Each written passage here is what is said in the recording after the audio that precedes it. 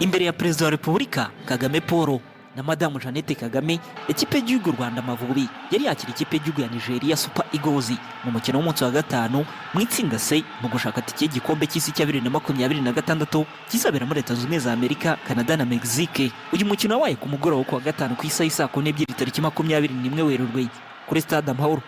Stade Amahoro yari yakubise yuzuye abafana 45,000. Ari nayo mpamvu buri wese wari waje kuri Stade Amahoro yarafite icyizere yuko intsinzi iri buze kuboneka bitewe n'imikino ibiri aya makipe yombi yaherukaga gukina, ndetse Nigeria ikaba atari yarigeze itsindira u Rwanda ku butaka bw'u Rwanda. Kwitegura turiteguye ndetse morale iri hejuru, urabona igihe twahagereye twaze gushyigikira ikipe y'igihugu Amavubi nk'uko tuyikunda. Icyizere tuba gifite 90%, kandi twifitiye icyizere nk'uko dusanzwe tubikora. Nigeria ntabwo yigeze iduhagarika, nta n'ubwo iduteye ubwoba. Nk'abafana b'Amavubi turi tayari. Ikipe yacu kuva mu mateka natangira gufana Amavubi n'ubwa mbere twari tuyoboye itsinda, twatugiye guhura na Nigeria tuyirusha amanota 3 ifite amanota 3, twebwe dufite amanota 7.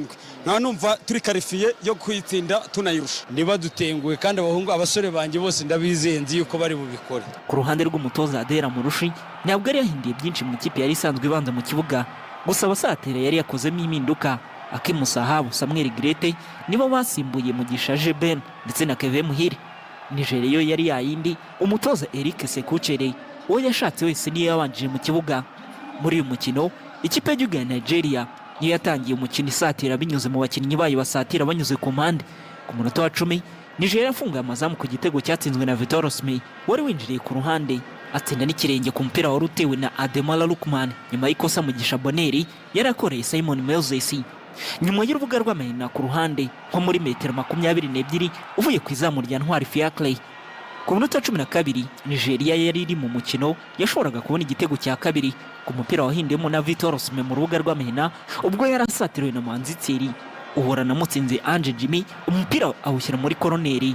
Abasore b'Amavubi bagoye cyane n'ubusatirizi bwa Nigeria binyuze mu bakinnyi bayo baca ku mpande, yaba ari Ademola Lookman ndetse na Simon Moses. Ku munota wa 24 Ntwari Fiacre yarokoye Amavubi akoramo umupira ukomeye wari utewe na Simon Moses, umupira awushyira muri koroneri. Ku munota 37 umutoza w'Amavubi Adera Murushi yakoze impinduka, Samuel Grete asimburwa na Mugisha Jeben. Cyari gitutu gikomeje kwiyongera. Mbere y'uko igice cya mbere kirangira, umusifuzi wa kane w'umunyamahoke yongeye iminota 3 y'inyongera. Ku munota wa 45 bongeye iminota 2 y'inyongera. Nigeria yabonye igitego cya kabiri cyatsinzwe na Victor Osimhen ku mupira yinjiranye wenyine asize abakinnyi b'Amavubi barimo Manzi Thierry. Ari umunyezamu Ntwari Fiacre wari wasohotse. Igice cya mbere cyarangiye ikipe y'igihugu ya Nigeria iyoboye u Rwanda n'ibitego 2 ku busa bya Victor Osimhen. Mu gice cya kabiri Nigeria yakomeje gusatiriza mu ry'Amavubi, hari mu buryo bwabonetse ku minota 50 ku mupira ukomeye watewe na Osai Samuel wari uri mu rubuga rw'amahina ushyirwa muri koroneri na Ntwari Fiacre. Ku minota 52 Amavubi yabonye uburyo bw'igitego ku mupira wahinduwe na Niyomugabo Claude mu rubuga rw'amahina ushyirwa muri koroneri na William Troste Ikonge, kapiteni w'ikipe y'igihugu ya Nigeria.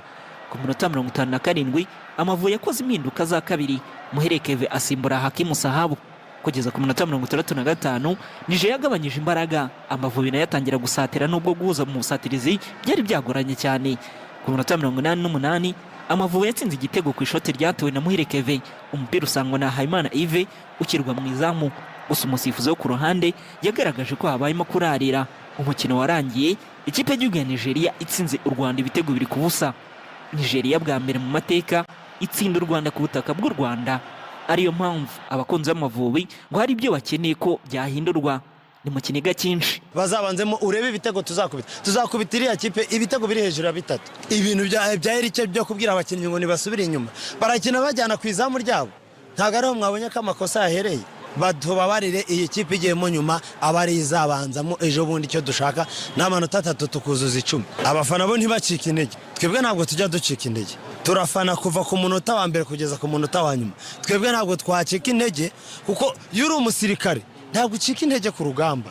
Nigeria yaje yateguye cyane kurusha ikipe yacu y'igihugu. Kuri mukinnyi wacu Grete asa nkaho yahengetswe, ntabwo Grete ahengekwa.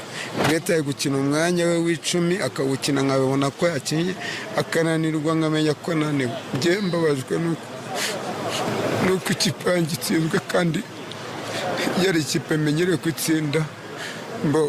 njye abakinnyi banjye bahengetswe kare bitari ngombwa n'umutoza. Adera Murushi wari utoje umukino wa mbere nk'umutoza w'ikipe y'igihugu y'u Rwanda Amavubi ngo ntabwo yari iteze gutsindwa igitego mu minota 10 ya mbere, gusa ngo hari ibyo bagiye gukosora nubwo nta gihe bafite. I congratulate the opponent. Mbere y'ibindi reka nshimire Nigeria yatsinze, ariko ndatekereza ko twabahaye impano. Ntabwo nifuzaga ko byagenda kuriya ngo dutegereze ko twatsindwa igitego ku munota wa 10. Murabizi byahise byica imigambi yacu yose, ariko iyo niwo mupira w'amaguru.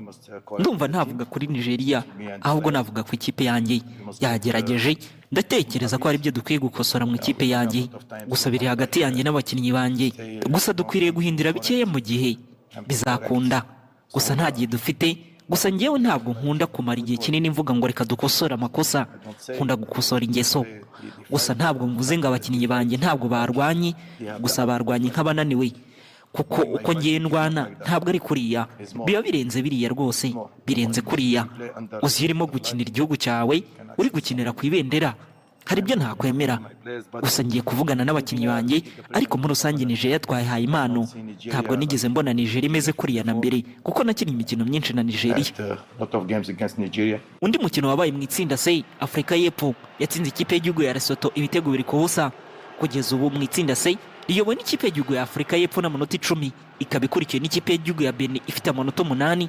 U Rwanda riri ku mwanya wa 3 n'amanota 7. Nigeria yazamutse iri ku mwanya wa 4 n'amanota 6, mu gihe ikipe y'igihugu ya Lesotho iri ku mwanya wa 5 n'amanota 5, mu gihe ikipe y'igihugu ya Zimbabwe ari ya nyuma n'amanota 3. U Rwanda ruzagaruka mu kibuga ku kabiri tariki 25 Werurwe rwakira ikipe y'igihugu ya Lesotho kuri stade Amahoro ku isaha y'isa 12. Ikipe y'igihugu ya Nigeria izakira ikipe y'igihugu ya Zimbabwe, mu gihe ikipe y'igihugu ya Benin izaba iri gukina ikipe y'igihugu ya Afurika y'Epfo.